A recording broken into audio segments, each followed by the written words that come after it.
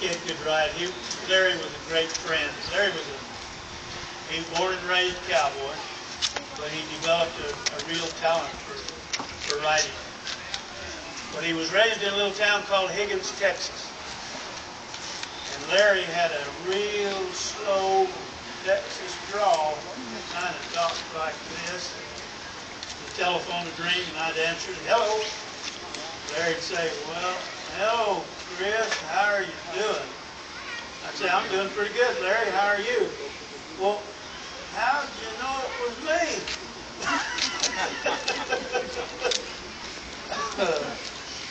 I miss him a lot. Larry left us way too soon. I'm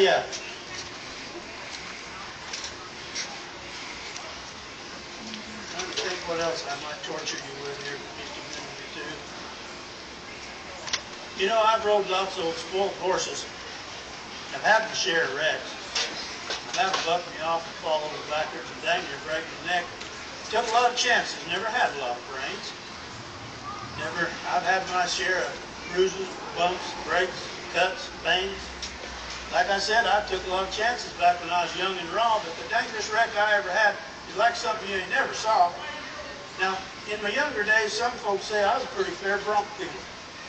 But no horse I rode ever sacked me out half as bad as did a dang three-wheeler. I seen them little kids ride them things. Heck, I seen them ride them good, so naturally myself, I thought, what the heck, I could. Well, it happened just last spring, the 15th day of May. Scars, man, I still got them. I'll never forget that day. You see, it was my partner's birthday. A bunch of us was working cows. We finished up about 1 o'clock and walked up to the house.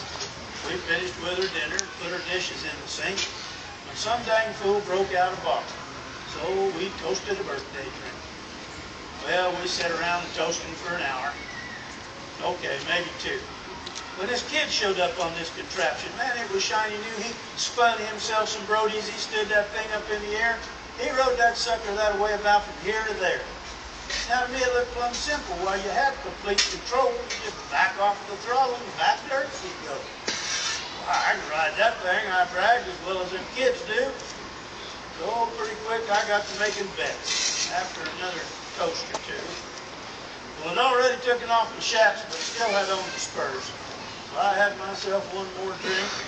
I chased that down the coolers. Well, first I revved the engine up, and then I popped the clutch. What happened shortly after that, I don't remember much. They say that sucker stood straight up just like a dying whale. When it come down, we covered some ground, but that son of a gun set safe. Well, my hand froze on the throttle, or at least that's what I guessed. First thing I hit was the garden. Man, I sure did make a mess. I tossed a great big salad. Kind of acted like a plow, but I whipped her around, brought her back, and don't ask me how. And then I attacked the lawnmower. I ripped that off the line. Now I'm sure enough in trouble because you see I'm flying blind. There was a pair of ladies' panties draped across my hat. I'm ducking left, I'm dodging right, kind of like a bat, but then my hat comes off. Now I can see just where I'm going, how to shut this damn thing off. I had no way of knowing. How do I shut her off? I yelled as I flew right by the bars. There wasn't none of them could help me. Hell, they was laughing way too hard. Then it is quite by accident, but I grabbed the higher gear. That's just kind of like a yearling cap. Been branded on the rear, the left dang thing gave a burst of speed. Now we're really going fast.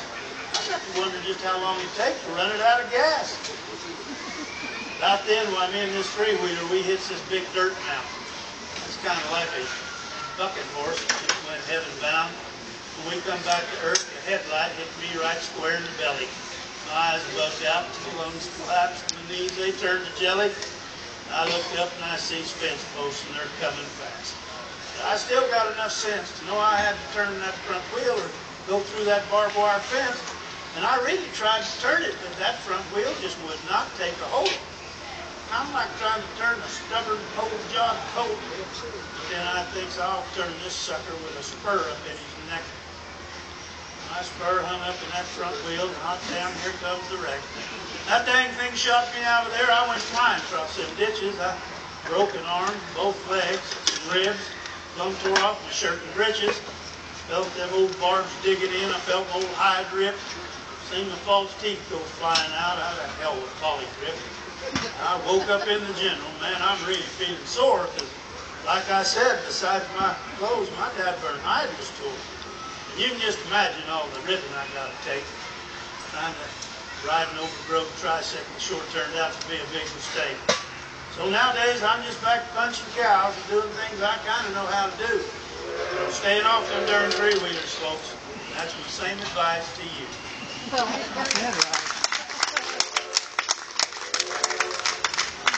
It's about time for me to wrap up.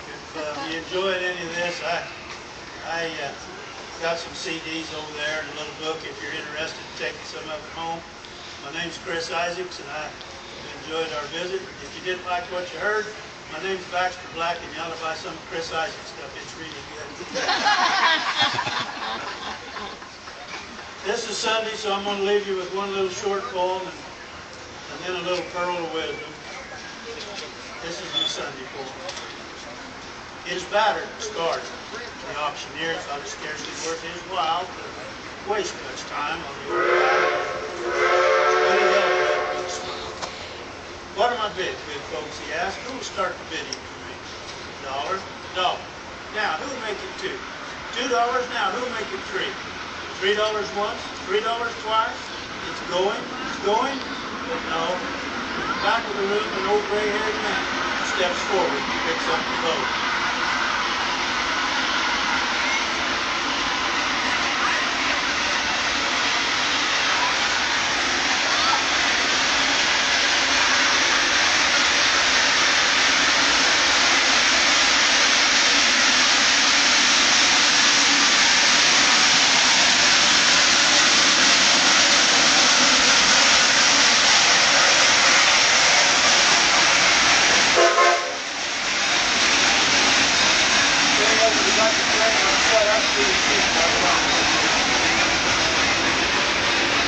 Right with the dust, the old violin, tightened up all the strings. He played a melody that was pure and sweet and caroling. The music stopped. The auctioneer, in a voice that was soft and low, said, "What am I bidding for this fine violin?" He held it up with the bow. $1,000. Now, who'll make it $2? $2,000. Now, who'll make it $3? $3,000 once, $3,000 twice. Going, gone, said he. And the people cheered, but some of them cried, "We don't quite understand. What changed its worth?" The answer came was the touch of the master's hand. And there's many a man with life out of tune, who's battered and scarred by sin, who's auctioned cheap to the thoughtless crowd, much like that old violin. A game, a chance, a drink, a dance. And then he hurries on. He's going once, he's going twice. He's going. He's almost gone. But then the master comes.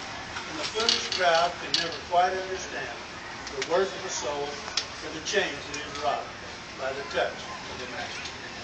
Amen. Thank you, folks. It's been a pleasure to visit with you. I'm going to leave you with just a little pearl of wisdom. This is the educational part of my program. My mother always told me, she said, "Son, always remember that breakfast is the most important meal of the day." And my mother was right. And as a married man, I found out that breakfast truly is the most important meal of the day. Because if you ain't home by then, Bubba, you in big, big trouble. Thank you, folks. God bless you.